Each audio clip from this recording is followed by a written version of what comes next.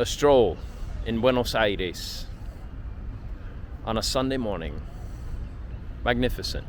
Here's the basic rub on Argentina. Most of the folks you talk to, restaurateurs, meseros, the wait staff, taxi drivers, hotel people, everybody gets that I talk to, all the working folks get that El Señor Milei is doing the right things. These are necessary steps. Pretty much without soliciting such comments, they'll tell you that, yes, we've been robbed blind for 40 plus years, and the only way out of it is to have somebody who actually understands economics and can put a stop to the inflation and sort of restore Argentine prosperity. I have a hat that says, "Make Argentina great again." I love it. The truth is, giving yourself an international lifestyle just isn't that tough, and it makes more sense now than ever before. International diversification is freedom insurance. If you want to know how I've done it for my family and how you can do it for yours for a lot less than you think, please subscribe, like, comment, and share with folks you care about. Is he going to get there? This is the question. Is Milei going to pull off what he started? Is he going to be able to finish what he started and turn Argentina around in his administration? This is the question on everybody's mind. I can tell you this before I give you my considered opinion and report to you what I've heard from people here. There is no nicer place to live on this green earth than Buenos Aires and no doubt other places in Argentina as well. The myth of Argentine prosperity is real. The place itself is incredibly rich. It's just been badly managed for all of my lifetime and a good deal before that as well. And so what are the changes that are taking place in Argentina? Well, in the first place, he's got it down to 2% per month inflation. Now, that's still horrific by most standards. It's roughly 25% a year, but it's a damn sight short of the 300% that they had just before he took office. They're running a surplus. The books balance for the first time in 124 years. The books balance. So there you have it. Remember that prior to the descent into Peronism, Juan Perón was a true aficionado of state interference in everything and brought his own version of socialism to the otherwise previously exceedingly prosperous land of Argentina. And it was, as they say, downhill from there. And so after decades and decades of being lied to and robbed, Milei has done the one thing that cannot be undone, or at least it can't be undone easily. He taught tens of millions of people how the sausage gets made, how the monetary system gets hijacked and corrupted, how the government plays this whole charade about we just need to print a little bit more money because, we got to help the poor people.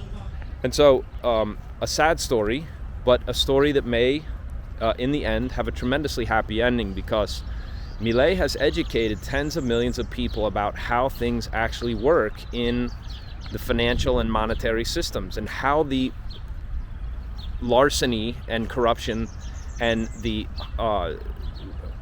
theft of prosperity actually works. Here's how they're doing it to you. He explained it through simple principles of Austrian economics, and that cannot be undone. Once you learn something like that, you can't forget it. Like, you don't unlearn it. It's like the old saying, right? Like riding a bike. He has taught these people something that they cannot unsee. He has shown them sort of how the whole thing is so completely and totally rigged against them. And the lies, right? The tremendous lie of socialism is right here for everybody to see. Now, the hole is deep. It's very, very deep. And what this guy has to do to pull them out, they're already in obvious deep recession and contraction. You do see people struggling around the city. I tipped a cab driver. My total cab fare was roughly $6. I gave him roughly $7, a little bit more than maybe $1.50 tip, give or take. And the effusion of gratitude was really touching, for something so minor that somebody would be so delighted, right, to receive even an extra little bit of money. The restaurants are full. Argentina is not a giveaway. You're not seeing giveaway prices, right? It's not, when we were here, we had 12 people to our wedding celebration, and we had dinner for 12 at a really high-end steakhouse. The whole bill for all 12 of us was less than $400, right? With probably half a dozen bottles of really good, expensive wine at the time. and just a tremendous feast for almost nothing. It's not like that here now. It's not quite like that here now. And that's probably a very good thing for the Argentine economy, that people are actually charged real prices to enjoy this kind of lifestyle. To you and me, or to most expats coming down and traveling with the ability to come spend time in a city like Buenos Aires, it's not really that outrageous. It's still very, very inexpensive by any other kind of world standard. Real estate, you get a nice place. My friends and his wife are about to have a baby down here. You can get a very, very nice place for around, I forget what square footage they said, or square meters they said they had. And he tells me it's like $1,000 a month all in. So prices have rebounded. They took the rent controls off. Suddenly there were a lot of apartments available. And this again is a tremendous boon to the landowners and to the people who really just didn't see any sense in renting anything, because all prices were controlled. It just didn't make sense. It wasn't worth the headache. Now all of that has changed. And when it comes to the other great thing to know about Argentina is when it comes to residency, when it comes to putting yourself together and getting your legal paperwork, this is maybe the most generous program anywhere in the world. I don't know that it's going to last. I'd be surprised if it did.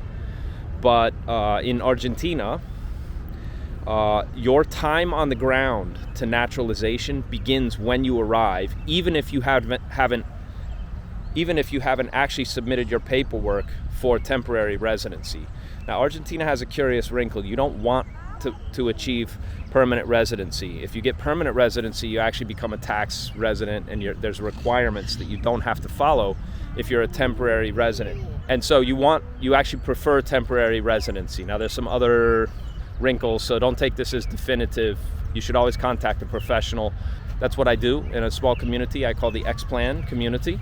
We talk about planning for whatever's coming in the rest of the 2020s. Right now, you can join the X-Plan community for just $1. Click below to get all the details. Instead of passively obeying the lunatic decisions by cognitively impaired political hacks, we're building a future where international diversification ensures our freedom and prosperity. You'll get easy access to resources and contacts to help you structure your own international lifestyle, including how you protect your money outside the U.S. banking system, how to quickly get legal documents that allow you and your family to enter a friendly, welcoming, peaceful jurisdiction when trouble hits North America, where to invest in top-tier income-producing real estate, and much, much more. If you decide you want the convenience of private consulting, we offer that option too, but at a tiny fraction of what other so-called experts are charging. So you don't have to break the bank trying to protect your family and preserve your wealth in the chaos of the 2020s. Click below to get all the details and join the X-Plan community for just $1, and I'll see you on the inside. If Milei is able to hold his program together, if Milei is able to continue to forward his agenda,